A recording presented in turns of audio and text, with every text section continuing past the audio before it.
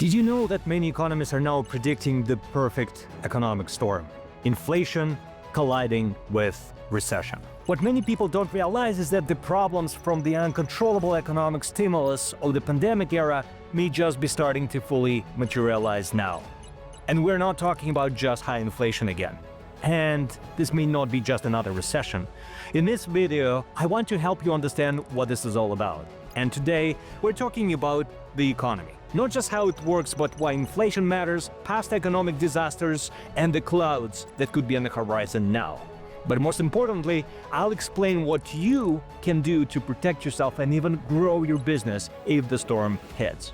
By the way, I'm Alex. I've spent more than 15 years in the financial industry. I have top professional designations, lots of experience starting, running, and consulting businesses, and helping business owners navigate their challenges is what I do pretty much all day long. 10 years ago, your morning coffee cost around $3. Today, it's $4.50.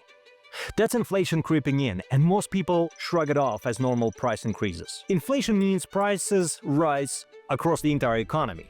If it happens gradually, it's usually healthy. But imagine prices that double every day. It happens so quickly that the currency essentially becomes worthless in just a month.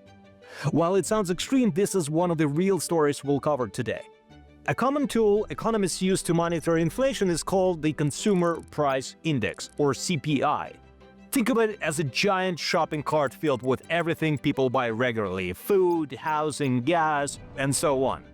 Economists check the total cost every month, assign weights to each category, and calculate the weighted average index for the entire basket. So when the weighted average price of that shopping cart goes up, that's inflation. When it goes down, that's deflation. Deflation might sound great, cheaper prices for everyone, right? But deflation can destroy an economy. When prices are falling, people delay purchases hoping for even lower prices tomorrow. That's called inflation expectations. Think about real estate for a moment. Prices for houses keep rising when everybody believes the prices will keep rising. But if the cycle breaks, the opposite happens. People stop buying because they believe they will be a better price later. And then what happens? If people stop buying something, businesses in that sector see their revenues drop. They start cost-cutting and laying off workers.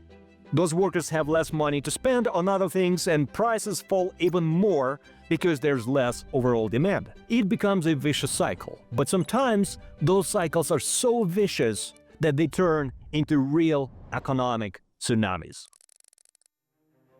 History shows what happens when inflation spins out of control. These are not just boring economic stories. These are tales of entire societies shaking under the weight of economic forces, where inflation or deflation played one of the central roles. Ancient Rome faced this crisis repeatedly. At some point, emperors needed more money for wars and public services, but silver was scarce and expensive. So they started mixing cheaper metals into their silver coins. This is called currency debasement, or in simple terms, currency spoilage. More coins in circulation meant less silver in each coin.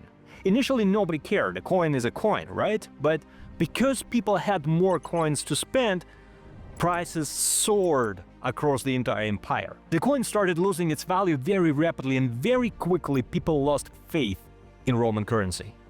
Trade broke down and the economy crumbled. While not the sole cause, inflation, primarily driven by the debasement of the Roman currency, was a significant factor in the decline and eventual collapse of the Roman Empire. Germany in the early 1920s gives us another famous inflation disaster. After World War I, the German government owed massive war reparations to the Allied nations. The country effectively printed money to pay the bills. At first, prices rose slowly. People barely noticed, but then the printing accelerated. Prices doubled every 2 days. Workers got paid twice daily because their morning wages were nearly worthless by evening. People carried wheelbarrows of cash to buy bread. A loaf that cost 1 mark in 1918 cost 4 billion marks in 1923. Savings accounts became meaningless overnight. Middle-class families saw their life's work evaporate. Social order collapsed and political extremism flourished. While hyperinflation in Germany during those years did not directly cause Hitler's rise to power, it created a climate of economic and political instability that the Nazi Party exploited to gain support. And in 2008 in Zimbabwe, prices doubled roughly every day, reaching a monthly inflation rate of almost 80 billion%. This period of hyperinflation led to their dollar becoming practically worthless and had to be replaced with various foreign currencies. Examples of hyperinflation like this are widespread in history, but deflation can be equally destructive. Japan's economy stagnated for decades after an asset bubble burst in the 1990s. Prices fell consistently year after year. As I mentioned earlier, deflation discourages spending. Why buy today if it'll be cheaper tomorrow? Japan tried massive stimulus programs. Interest rates went to zero, then negative.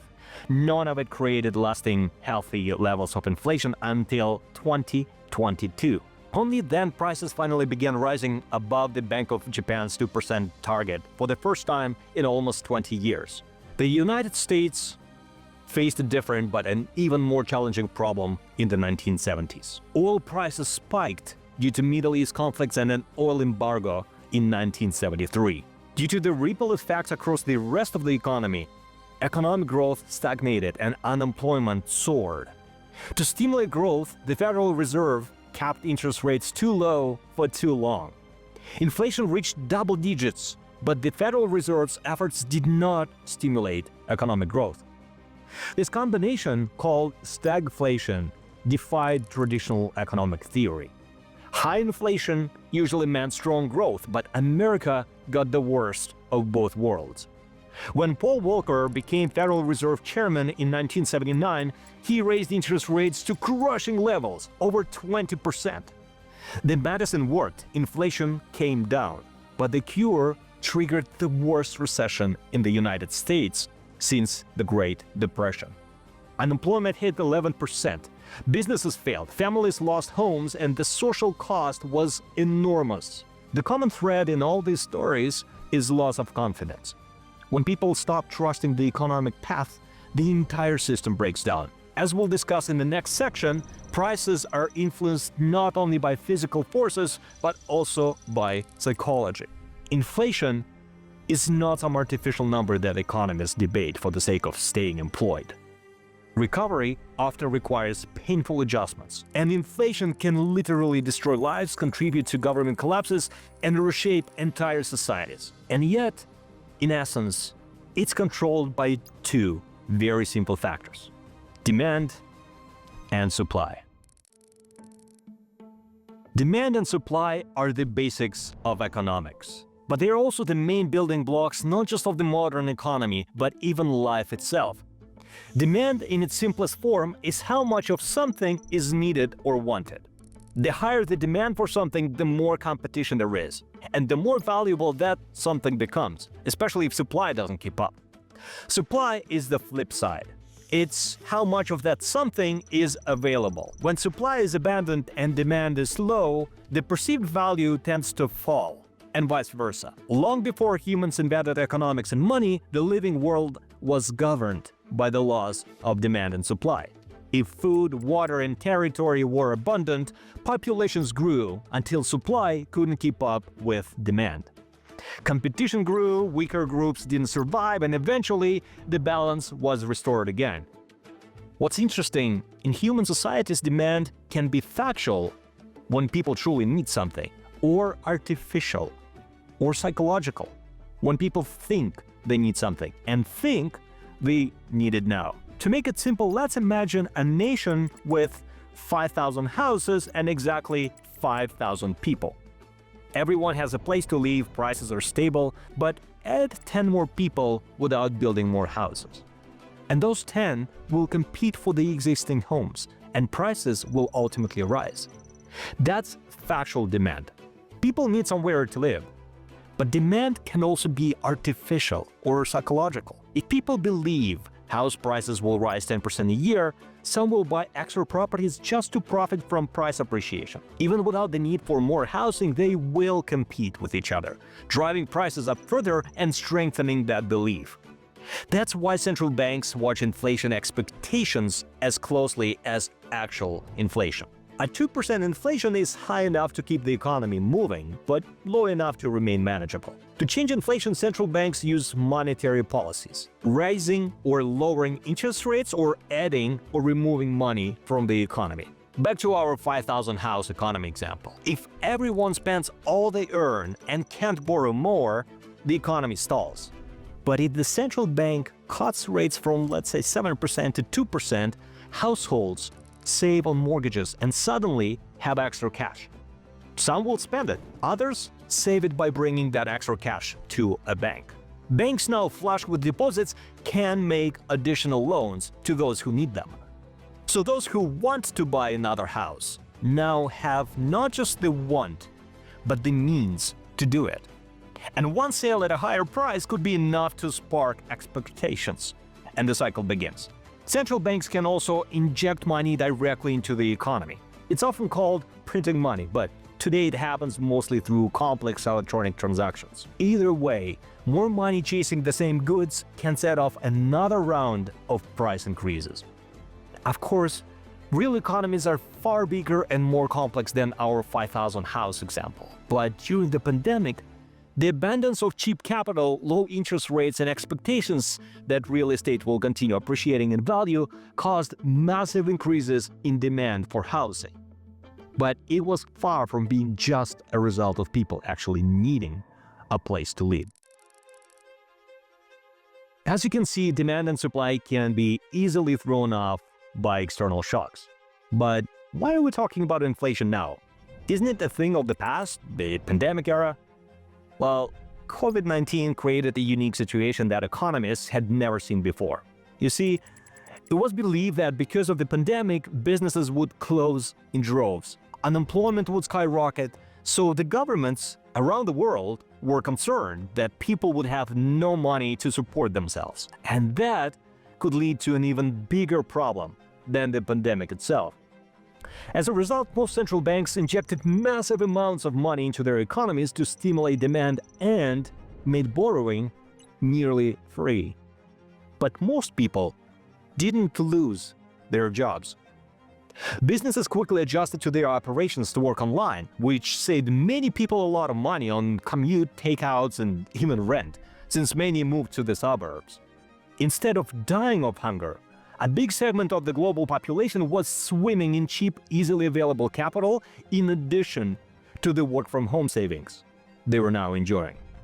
At the same time, the government shut down production and disrupted supply chains. Companies couldn't get basic materials on time. Shipping costs multiplied. A container that used to cost $3,000 to ship from Asia to North America jumped to $10,000 or $15,000. Some routes became unreliable. More money was chasing fewer goods, and the result was predictable. Supply was considerably lower than demand. Inflation started getting out of control, and the central banks had to reduce excess money in the economy and impose higher interest rates. Many compared the years following the pandemic to a drug withdrawal. From euphoria of abundant cash and high inflation came the crush. But inflation was apparently brought back to normal. So are we out of the woods yet? Well, there is now another risk on the horizon. American trade policy shifted dramatically in 2025. The perceived goal of the Trump administration was strengthening domestic industry and reducing dependence on foreign supply chains. But tariffs raise costs for businesses that rely on imported materials or parts. And that is a very sizable component of the economy. Other countries can respond with their own trade measures, creating uncertainty that makes business planning harder. Many companies started moving production closer to home or postponing international investments. Reshoring does make sense for supply chain security, but it often results in higher costs and requires significant upfront investment and time. The benefits take years to materialize, while costs hit immediately. Businesses also begin diversifying their suppliers because relying on single sources becomes too risky. But that often means higher overall prices. Finding new good suppliers takes time and resources. Quality control becomes more complex, and costs often increase initially, and sometimes for good. So that means higher inflation, which means a hot economy, right? Well, this time, not necessarily. Remember, we talked about how the oil crisis of the 1970s caused prices to increase. It did cause inflation, but not because the economy was overheating and there was too much demand. As we discussed just now, tariffs, like an oil price shock, can, and most likely will, increase prices in the economy. By taxing imports, tariffs raise the cost of goods coming into the country, and those higher costs are usually passed on to businesses and consumers. That means people spend more on the same goods and services and have less money left for other purchases, which weakens demand. Businesses that rely on imports face higher production costs, tighter margins, and less ability to invest or expand. Trading partners often retaliate with their own tariffs, shrinking export markets and hurting local companies abroad. So yes, prices do go up, but not because demand has increased, but because prices have simply increased. Let's go back to our imaginary 5,000-person country. Imagine that all of a sudden people in that economy need to pay 10% more for food. And that's it. That's the only change that happened in that country. People's incomes did not increase. They did not all of a sudden demand more food. The prices just increased. So people now just have two choices: earn more or spend less. And if the economy is one where employers cannot pay more, as a matter of fact, they are struggling with their prices of their own, your only choice is to spend less. That means that those businesses who were selling you something you used to buy before are not selling as much because you are not buying as much. So those businesses don't have as much revenue anymore, so they have to cut costs and maybe lay off some people. And if people get laid off, they have less money to spend. It sounds a lot like the deflation scenario we discussed earlier, right? But the prices are higher, and that is stagflation. The absolute worst nightmare of every central banker and the dark reminder of the 1970s oil crisis. Inflation creates uncertainty. Deflation creates stagnation. And stagflation creates fear. But each one also creates opportunities for businesses that know how to respond. In high inflation, your biggest headache is rising costs everywhere you look. The cost of running the company rapidly increases, but at least demand is strong. In deflation, your challenge flips completely. Prices are falling, demand is weakening. Customers keep delaying purchases because they expect better prices later. But at least your internal costs are stable, if not declining. In stagflation, you're dealing with the worst of both worlds: rising prices and slowing economy. Your internal costs are increasing, but passing those increases to consumers is dangerous due to low demand. Customers are careful. So what do you do as a business owner? In all three environments, the principle actually stays the same. Precision and forward thinking matter more than anything. You can stay ahead of the curve by being strategic, modernizing, and always learning. If you build various scenarios into your planning and have plans A, B, C for every scenario, you will get ready psychologically for what might happen. You can also develop and monitor your KPIs, and that will help you adapt before your competitors even realize what's happening. Businesses that navigate such economic disasters best often gain market share from those who were trying to figure out what went wrong for too long. Do you maybe have some cost-cutting initiatives that you put on the back burner a while ago? Maybe it's the time to dust it off. Or maybe you always wanted to introduce a subscription model for your services but always hesitated. Being different often means that you no longer need to compete on price as much. Lowering prices is the first instinct, while intuitive is actually the worst strategy to win the market, unless you are the most efficient player in the market. Think of Amazon. They didn't just become cheap and struggled.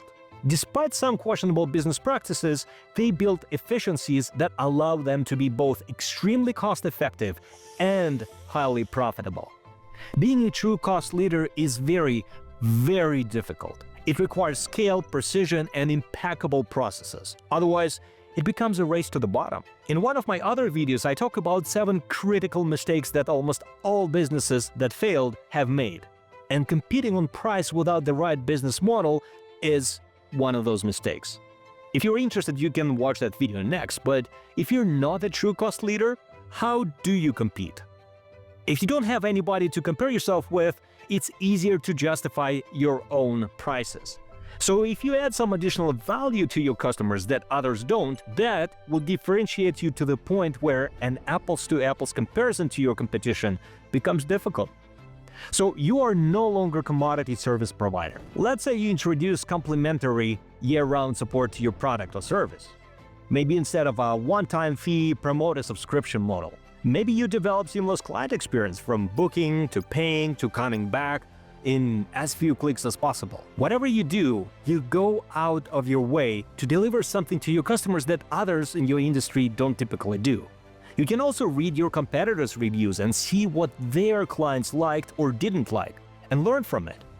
That proactive learning from others and experimenting will make you stand out. Economy goes in cycles. There are good times and bad times, and sometimes very bad times.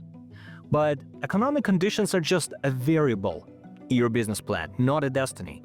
Remember, those challenges affect everyone in your market. Even in the worst economic disasters, there were winners and losers. Of course, all that talk about stagflation and economic storms may never even materialize. But those who are the most resilient, adaptable, and crave learning are the ones who not only survive, but prosper and become stronger than ever regardless of the external factors. Throughout my career in the corporate world and then as a business owner and a business consultant, I made so many mistakes. But I have also been working with brilliant people and learning so much every day that sharing all this knowledge with you seemed like the right thing to do. Yes, this channel requires a lot of work, but even if you learn just one thing from this video, that makes all this time and effort worthwhile to me. I also want to learn from you and your feedback too, so please let me know if you liked or didn't like something about this video in particular. And please let me know in the comments if you have any questions or if there's any other topic you'd like me to cover next. You can also sign up for the free business intelligence newsletter from our website. I'll add the link in the description. Every business faces challenges, but with the right knowledge, every challenge has a solution. Thanks for watching. Please consider subscribing and see you next time.